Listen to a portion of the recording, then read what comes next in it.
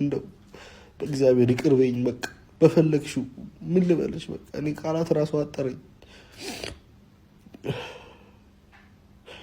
ማንኛውም እነ ዳኒ ከመተኛታቸው በፊት እንሂድና እናናግራቸው።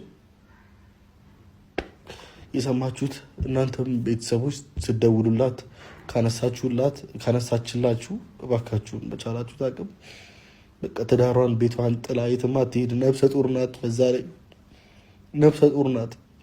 የምሬን ነው የምላችሁ። አሁን 7ኛ ወሯ እየገባች ነው። ነፍሰ ጡር ናት። ትንሽ ጊዜ እኮ ነው የቀረው።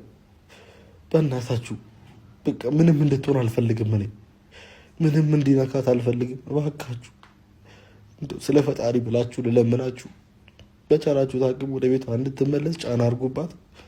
አመሰግናለሁ። ቤተሰቦች እነ ዳኒ ጋር እንሂድና እናወራቸው።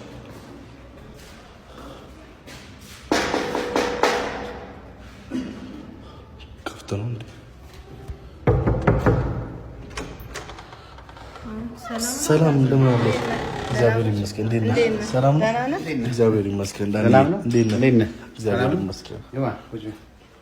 ሰላም ነው አለ። ሰላም ነው ፍሬ? እንዴት ነሽ? እግዚአብሔር ይመስገን። እንዴት ናችሁ? አሎ ከመሸ መጣሁ። ይቅርታ ይቅርታ። ልተኙ ነበረ። ከስራ መግባትን እንዳየው ቶሎ ብዬ ልምጣ ብዬ ነው። ሰላም ነው? እግዚአብሔር ይመስገን። ምን አዲስ ነገር አለ? ምንም ነገር የለም። እስካሁን እንግዲህ ደወልኩላት፣ እስካሁን አልመለሰችልኝም። የሰጠኸኝንም ያ ተጨማሪ ቁጥር አለ አይደል?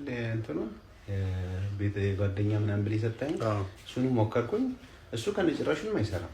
አንዴ ሁለት ጊዜ ያኛውን ስልክ ሞከርኩ። እሷ ግን አታነሳም ይመስለኛል። ያለውን ነገር ስላወቀች ያው እኔ የሆነ ነገር ይለኛል ብላ ስላቀደች ይመስለኛል።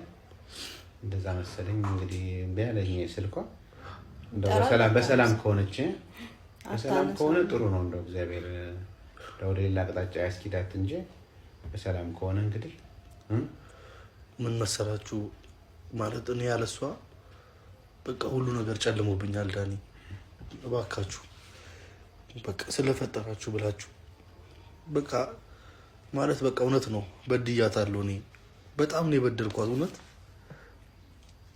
እና በቃ ይቅርታ ታርግልኝ በእናታችሁ።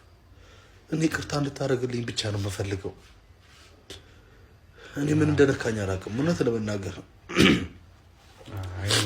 ግን በቃ በጣም